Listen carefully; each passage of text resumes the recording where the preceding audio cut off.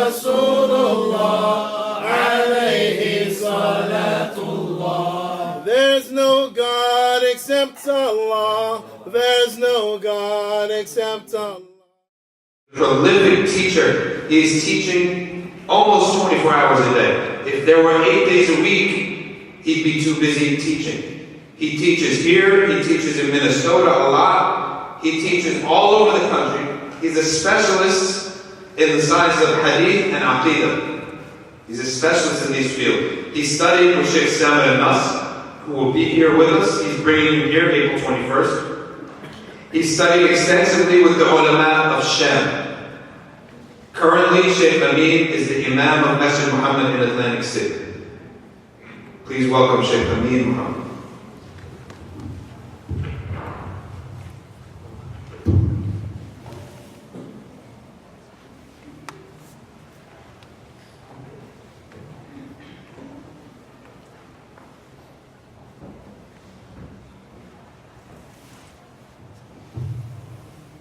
بسم الله الرحمن الرحيم الحمد لله رب العالمين له النعمة وله الفضل وله الثناء الحسن وصلوات الله بر الرحيم والملائكة المقربين على سيدنا وحبيبنا وقرة أعيننا محمد وعلى آله وصحبه أجمعين. أسأل الله تبارك وتعالى أن يجعل نياتنا خالصة لوجهه الكريم. السلام عليكم ورحمة الله تعالى وبركاته.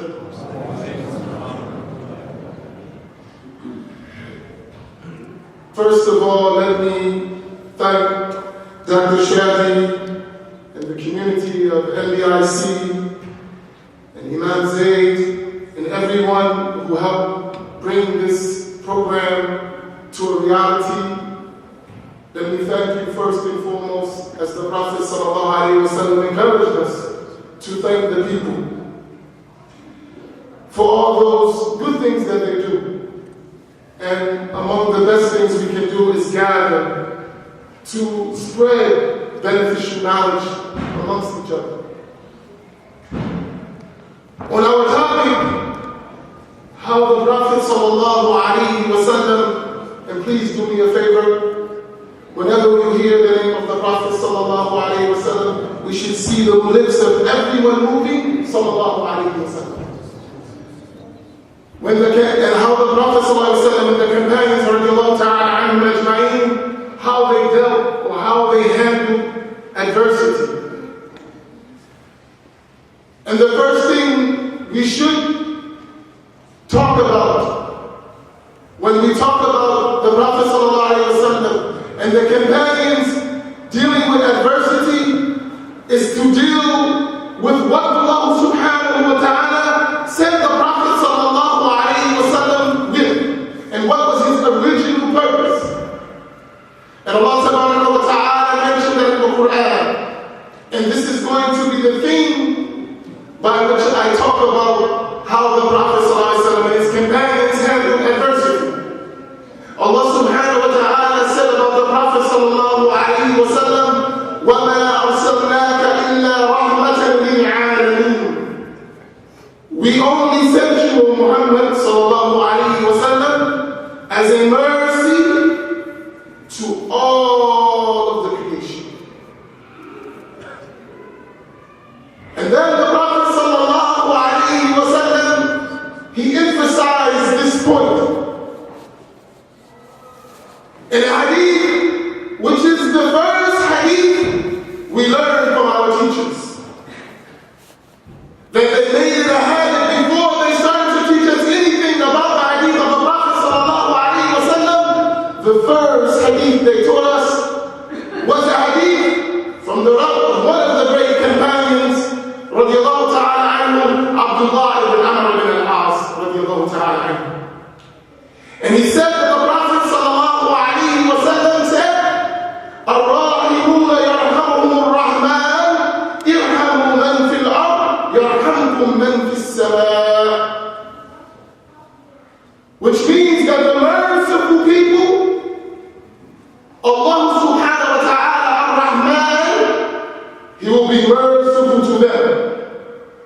So be merciful to the people on the earth, and Allah subhanahu wa ta'ala, the one who has control over the heavens and everything in them, He will be merciful to you. And we asked our teachers, why this is the first hadith? Why this hadith? He said, this is to teach the student and to teach the listener who hears the words of the Prophet sallallahu alaihi wasallam, that the first thing they hear, that this deen that the Prophet sallallahu alaihi wasallam was sent with, is deen al-Rahmah, is the religion of mercy. So the basis of how the Prophet sallallahu alaihi wasallam and his companions dealt with every situation they were confronted with, they had this aspect of Rahmah as a key foundational point in their dealings with others. So the Prophet sallallahu alaihi wasallam told us that we're going to be in times of adversity, of difficulty, of hardship. And I want you to pay attention, because I'm going to tie the hadith I mentioned in that verse into the adversities and the hardships and what the Prophet sallallahu alaihi wasallam he said about them. That same companion, Abdullah ibn Amr ibn al-As, he narrated, and what Imam Muslim related in Sahih, that, and look at the situation he narrated this. He was resting and sitting in the shade of Al-Kaaba. I want you to think about this. That this companion, when he's going to talk about this hadith, look at his situation. He's not in adversity, he's not in hardship, he's not in calamities. He's sitting in the shade of Al-Kaaba. He's relaxed. And then he tells this hadith of the Prophet sallallahu alaihi wasallam that one day they were on a journey with the Prophet sallallahu alaihi wasallam, and they stopped to rest. And everyone was dealing with the different matters that travelers do, fixing their luggage, putting things together, getting ready to depart after they finish resting. And the Prophet sallallahu alaihi wasallam, he had one of his mu'adhin, one of those people, call out to the people, as-salatu jami'ah. And we know this is what it's called during the Eid. We're going to gather, it's called out as-salatu jami'ah. The prayer is gathering. Get together, because what's going to come is important. So those companions, they gathered around the Prophet sallallahu alaihi wasallam. And then the Prophet sallallahu alaihi wasallam spoke to them. And I want us to focus in, because it's going to give us really the reality of what we should do when we're in hardships, when we're in difficulties, when we're in tribulations. Because this is the exact advice that the Prophet ﷺ told, and that great companion, Abdullah ibn Amr ibn al-As, when he related about the hadith of mercy, the same companion related this. The Prophet ﷺ, he said, إِنَّهُ لَمْ يَكُنْ نَبِيٌّ قَبْلِي إِلَّا كَانَ حَقًّا عَلَيْهِ أَنْ يَدُلَّ أُمَّتَهُ عَلَى خَيْرٍ يَعْلَمَهُ لَهُ. That no prophet came before me except that it was the right of his nation upon him to explain to them or to guide them to every good that he knows for them. To guide them to every good, so they're not going to leave anything out. Then the Prophet ﷺ said, وَيُنْذِرُهُمْ شَرَّ مَا يَعْلَمَهُ لَهُمْ, and to warn them against any evil that he knows for them. I want you to think about the Prophet ﷺ. This is a mercy. It's rahmah. The fact every prophet came with this, that they're going to give you everything that is good for you. And this is vast. Fid-deen wa-dunya wal-akhirah. In the religion, in this world, in the hereafter. that's good for you, the Prophet sallallahu alaihi wasallam is going to explain it to you. He's going to guide you towards it. So that means that everything that we hear from the Prophet sallallahu alaihi wasallam, it's either going to be some good in it for us, or it's going to be a warning of some evil. So we should pay attention. Whenever we hear Qala Rasulullah sallallahu alaihi wasallam, automatically we should listen. We should gather all of our being to see what is this of good and what is it that's going to protect us from the evil. Then the Prophet sallallahu alaihi wasallam told us about this nation. And this is the best nation. Of all the nations, this nation of Muhammad sallallahu alaihi wasallam is the best. He said, وَإِنَّ أُمَّتَكُمْ هَذِهِ جُعِلَ عَافِيَتُهَا فِي أَوَّلِهَا وَسَيُصِيبُ آخِرَهَا بَلَاءً وَأُمُورٍ تُنْكِرُونَهَا. That this nation of yours, and here's something, look at the words. Ummatu, your nation. And he's talking to the companions.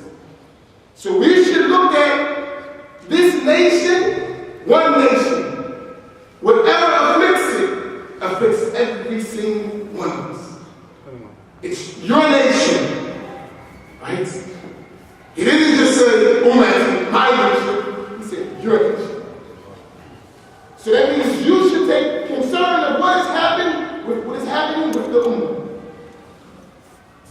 He said that the afiyah, the well-being, the real success, and I want you to look at the whole thing. Fi deen, wa dunya, wal akhirah. In the religion, in this world, in the hereafter, the afiyah of this nation of ours is in its beginning. And it is that they are going to have a good situation compared to what's going to come after them. Those early Muslims, so when we read about the companions, what they went through, and that's in a state of well-being, what's going to come later is going to be much more difficult. And he sallallahu alayhi wa sallam, he said, وَسَيُصِيبُ آخِرَهَا بَلَاءٌ وَأُمُورٌ تُنْكِرُونَهَا. And the last part of this nation is going to be afflicted with calamities and many matters that we are going to dislike. So there's going to be adversity, hardship, and difficulties.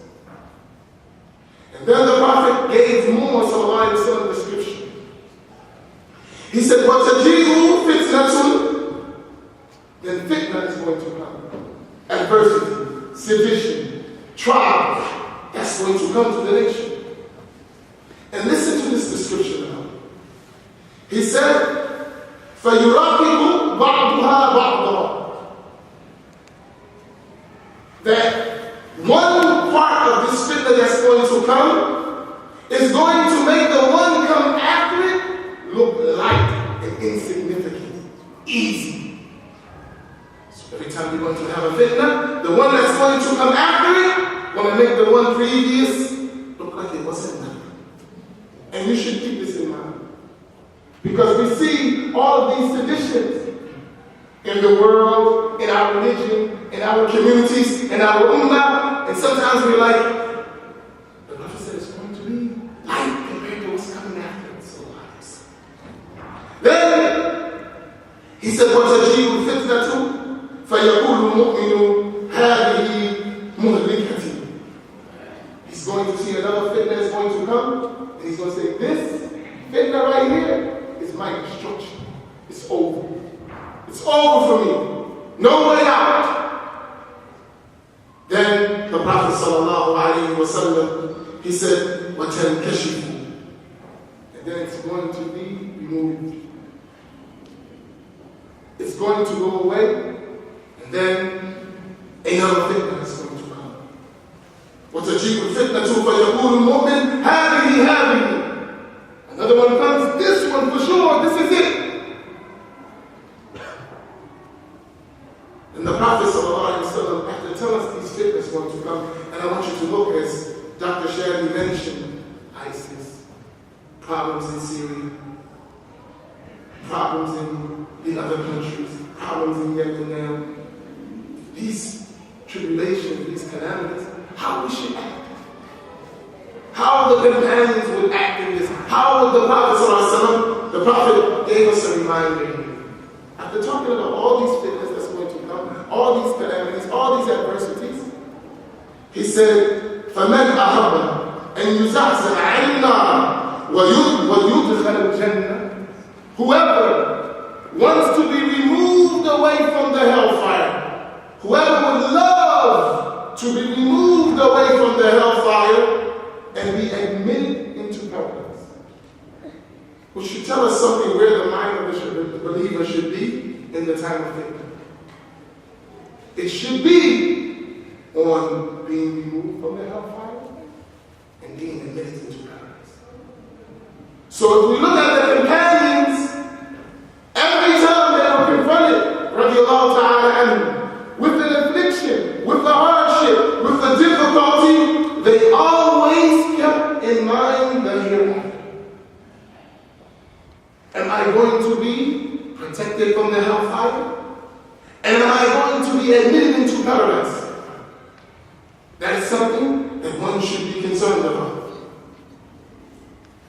So if you have this concern, and every believer who is a real believer should have this concern, because Allah subhanahu wa ta'ala mentioned in the Quran, إِنَّمَا الْمُؤْمِنُونَ الَّذِينَ آمَنُوا بِاللَّهِ وَرَسُولِهِ ثُمَّ لَمْ يَرْتَابُوا.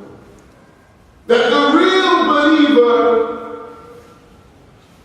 and when we use this إِنَّمَا, that means it's exclusive, it's person, as well as mentioned after that, that one is the real believer who believe in Allah subhanahu wa ta'ala and His Messenger. They hereafter never die. No doubt that the hereafter is real. And that's something that's practical in our lives. They were concerned about this issue. Why this issue? Our teachers mentioned to us that this issue is important because in the time of fitna, we're going to be incapable of changing a lot of the matters that we see. When the companions were in Mecca, they couldn't change the situation. And they had a lot of affliction. And one beautiful story was the Prophet sallallahu alaihi wasallam. He had his worst enemy in Mecca, Abu Jahl. Abu Jahl, he used to torture the Prophet with his words, with his actions. And I want to show you the mercy of the Prophet in regard to this. He's getting the people to attack the Prophet, getting the people to attack the companions, slandering the Prophet, talking bad about him. And I want you to think about the Prophet in this situation. He's known as Amin, and they're calling him a liar. He goes out of his house and he passes by no one except they call him a liar. How do you think this verse is? This is worse than a picture. This is worse than making a movie.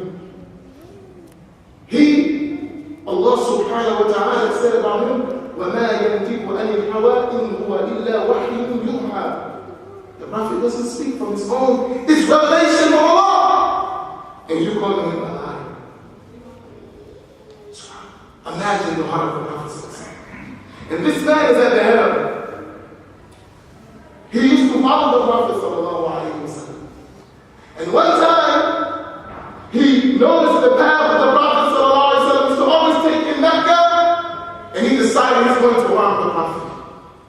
And he dug a hole, a ditch, and he covered it with date palm tree leaves and blocked it out so the Prophet didn't know what was there. And to show you something about the believers, they had a thiqah billah. They had confidence and trust in Allah subhanahu wa ta'ala. And Allah will protect them. The Prophet ﷺ and his companions, even in the hardships, was under the inayah of Allah subhanahu wa ta'ala, under that divine supervision, all the time. Even there in hardship,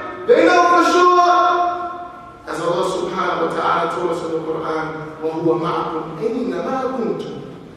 Allah is with you, no matter where you at. They had this. This was a part of their, ran through their blood and their veins. That's where they were. So the Prophet ﷺ, Allah guided him away from that path. He didn't take it. For a period, to Abu Jahl, he forgot about what he did. And he took that path and he fell in that ditch. I imagine this case. This is the worst enemy of the Prophet ﷺ. Among the most severe in persecuting the Prophet ﷺ and his companions. He falls in there. And at that time, the Prophet ﷺ walks towards that. And he hears Abu Jahl in the hole. He didn't know who it was. He hears somebody trying to get out. And he looks, and he sees Imam Amin. He sees Abu Jahl. I imagine one of us, what would we have done to Abu Jahl in that situation? I can imagine that. Not the Prophet. He looked. He said, "What's wrong?" Abu Jahl. He said, "Some wretched person dug a hole and I fell in it." SubhanAllah. Look at the Prophet. وَمَا أَرْسَلْنَاكَ إِلَّا رَحْمَةً لِلْعَالَمِينَ. He put his hand. He pulled it. And this gesture, though a physical gesture, had a real spiritual meaning behind it. In other words, he was pulling him up the hellfire and showing him how to be admitted into paradise. You know, we looked at the physical part, but there was a spiritual reality inside that action of the Prophet sallallahu alaihi wasallam. And he, sallallahu alaihi wasallam, that's how he dealt with it. That's how he taught his companions.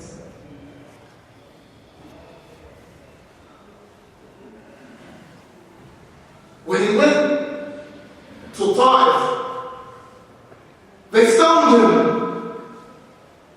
And Allah subhanahu wa ta'ala, when he got out there, was going to destroy that place. But the Prophet sallallahu alaihi wasallam, he didn't want that.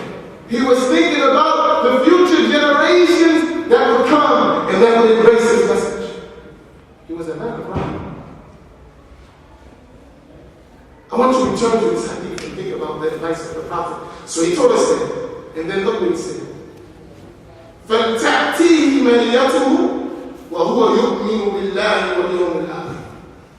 Let his death come while he is believing in Allah. And what is Iman?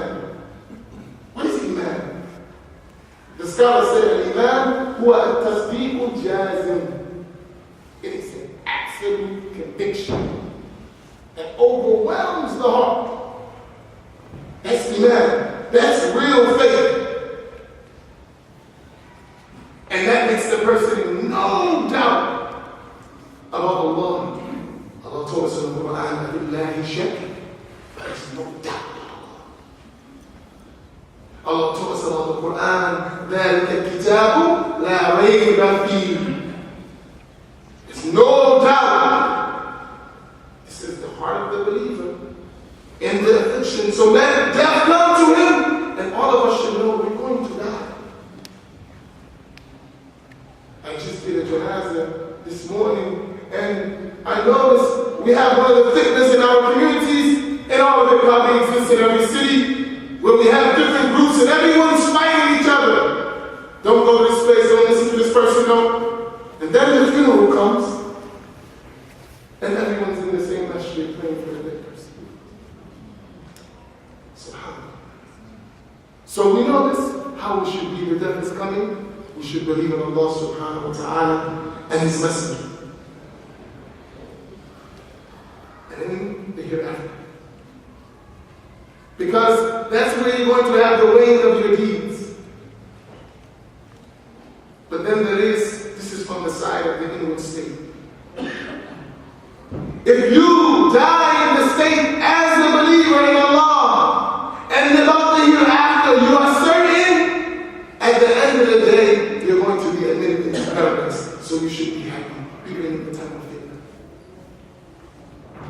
When Ammar ibn Yasir radiallahu ta'ala was being tortured, the Prophet sallallahu alayhi wa sallam, don't worry, be patient. Be patient. For you is going to be the victory in the hereafter. Be patient. The Prophet, they're torturing you. He's not going to throw bad words or want to fight. No. Be patient. I asked my teacher, in Syria, when the fitna was real bad, it's lighter than it was before. According to him, he's there in Damascus living. I said, Shaykh, why don't you leave and come to us and stay with us? He said, no, I am Shadi, I'm not going anywhere. He said, if my heart is attached to Allah, I don't care about where I die. It doesn't matter. That's how those companions were. Their matter was to be attached to Allah. And that's a spiritual state, not just a physical outward display. Really. That if the one is connected with Allah subhanahu wa ta'ala, the rest of the matter is easy, even in the time of fitna. That's why the Prophet indicated it. So that's from the state of the heart. What about our dealings? Then the Prophet sallallahu alayhi wa sallam, he said, وَلْيَأْتِ إِلَى النَّاسِ الَّذِي يُحِبُّ أَنْ يُؤْتَى إِلَيْهِ. Treat people, deal with people the way you would love for them to deal with you. This is the Prophet sallallahu alayhi wa sallam. وَلْيَأْتِ إِلَى النَّاسِ الَّذِي يُحِبُّ أَنْ يُؤْتَى إِلَيْهِ. This is a prophetic advice. And we shouldn't look at it as an advice because it is really a command, an order. And when we hear the word of the Prophet sallallahu alaihi wasallam, all of us should be like the companions, radiallahu ta'ala, and we should say, Sami'na, we hear and we obey. So now, on the practical level, how are we going to deal with people? The way we want them to deal with us. If the Prophet sallallahu alaihi wasallam had a fell in that hole, what he would have wanted someone to do? Bring him out. If one of us, or if the ummah is traveling a path that's going to fall, and that's going to make them fall in the pit of hell, what should we do? Pull them out. That's how we should be dealing with the people, Muslims and non-Muslims. But ask ourselves, we're in a time of tribulation. We're in a time of a lot of fitna, masalih, shida'id, all of these things are existing. How is our behavior? And we read the Quran. But there is something we should do besides read the Quran. There is qira'ah, and then there is a tadabbur wa tafakkur. There is pondering, reflecting on the verses. And Allah subhanahu wa ta'ala told us in the Quran, أَفَلَا يَتَدَبَّرُونَ الْقُرْآنَ أَمْ عَلَى قُلُوبٍ أَقْفَالُهَا. Do we not ponder and reflect on the Quran? Yeah, that's the Mus'haf. That's the book of Quran. But we have the Quran Yamshi too. We have the Prophet. So we should reflect on him. Because he is the implementation of the Quran. كَانَ خُلُقُهُ الْقُرْآنِ. His character, his behavior was the Quran. How are we reflecting on it? How are we thinking about the Prophet ﷺ in these conditions? And you find that in our nation, the Prophet said, your nation. So in our nation, we find when we're in hardships, we're doing things other than what the Prophet ﷺ and his companions did. We should examine the world, and I got a sneak preview of Imam Zaid's talk. I think that was part of it. And he was talking about our reality in relation to what's really going on. How powerful can we How much can we really do with what the strength we have? But the reality is here what the Prophet said. If the iman is straight, if the conviction is straight, their tanks, their missiles, their drones will not do anything. But only when that conviction is rooted deep in the heart. Because from our belief standpoint, al-Qa'im, the one who really does something, who Allah tabaraka wa ta'ala. Af'aluna majaziyya. Our action, they're really figurative. They don't really have a real reality. In the form they do. But in reality, Allah is al-Fa'al lima yurid. The one who does whatever he wills. That's a reality. And then when that reality is first, you'll be able to act because you realize nothing is happening except that Allah subhanahu wa ta'ala will do. Eternally, He willed it as it is. And we have to do the things that we're ordered to do. The outcome is destined for us. We read the famous hadith of Jibreel. We hear that the destiny, it's good and it's bad. So some of among those things are destined by Allah. They're not pretty. They're difficult. But we have to have iman that this is from Allah. So our teachers used to tell us in this issue. Do not worry about what Allah guaranteed for you. But concern yourself what He requests and commands. That's what you concern yourself with. Those things that the Prophet said they're going to happen, so there's nothing we can do about it. We make dua, we do all of those things, but they're going to occur as they're going to occur. Someone asked me, what we're going to do if we live during the time of the Dajjal. I said, how about we do something to guarantee ourselves that we're not his followers? You want to? Because many people, if the Dajjal came now, we would be in atba'ihim, among his followers, from our actions and from our statements. It fit right in. But if we implement these prophetic devices, we won't be deluded by the Dajjal or anyone else, or the dunya, or the fitna, or anything else, or the adversity. No delusion. And Allah tells us about this delusion in the Quran. Ya ayyuhal insanu ma gharraka bi rabbika al-kareem. Oh, human beings, what's the delusion from the Lord? You're seeing things other than the reality, and the Prophet made sure that the reality was always in front of the companions, so you know how to deal. And the reality was their demand on Allah, and the hereafter. And on the practical level, they treated the people with mercy.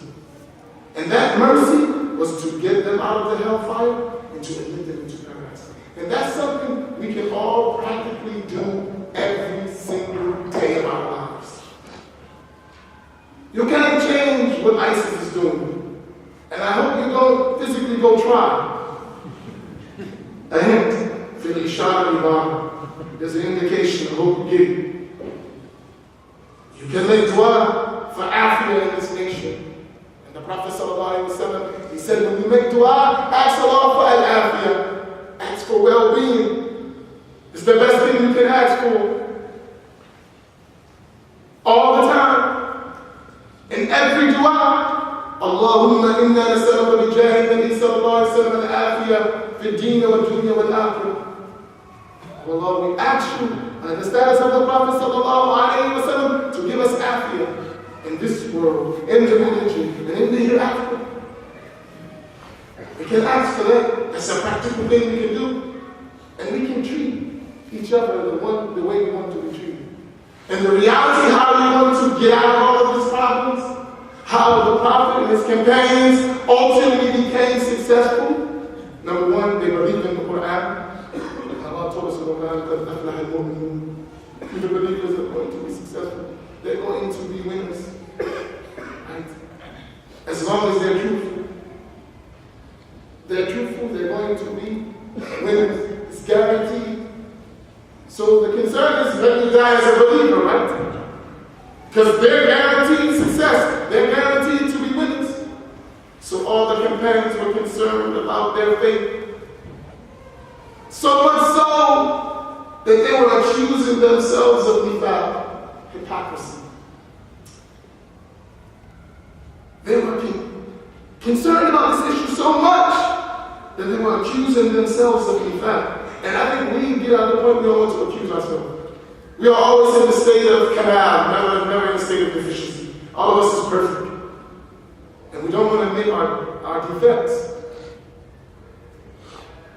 We should, because through admitting your defects, you're going to become perfected. You're going to become perfected when you realize that truly you are deficient. And you're not meeting the standard. So what do? So we meet the standard, we drop the bar. So then we can raise ourselves up to the bar. And that's on the practical level. Go meet your neighbors. Meet your co-workers. Meet the people in the community. Interact with them and show them what Allah said about the Prophet sallallahu alaihi wasallam. You have the most high standard of character. The highest standard of excellence in your behavior. That you do everything with ihsan, with excellence. This is within our power, and this is what the companions used to do. This is what the Prophet sallallahu alaihi wasallam did.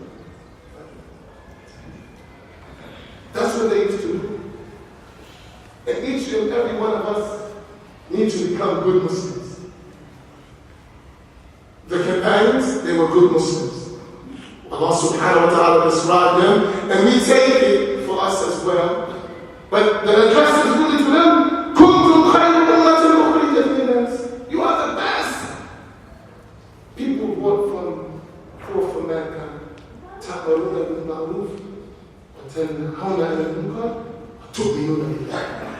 Notice that statement.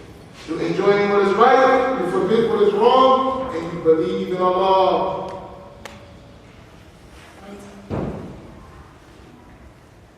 And one of the tricks of shaitan is made aqeedah an issue of just theological arguing. No. That's the outer part of it. We learn aqeedah not to argue, to be real believers. To be real believers. And when an argument comes, it's only to help you become a real believer. You want an example of it? Imam Abu Hanifa, radiallahu ta'ala anhu, he was in Kufa. And he used to go to Basra. That's a 4-day journey. A 4-day journey. And he went there over 20 times. Just to teach the people the proper belief. That's it. That's it. 4-day journey, and he didn't have a car or no plane. You had to travel for horse. That's how he was moving, walking. Because he knew that if the people's hearts are filled with the right belief, they'll be able to fulfill all these prophetic injunctions. But if that iman is not there, it's not established, it's not firm, when the adversity comes, we want to be taken away by that adversity. وأقول قولي هذا واستغفر الله لي ولكم. May Allah reward you, may Allah increase you, may Allah give us firm iman, and may Allah protect us from all the seditions. Assalamu alaikum wa rahmatullahi ta'ala wa barakatuh.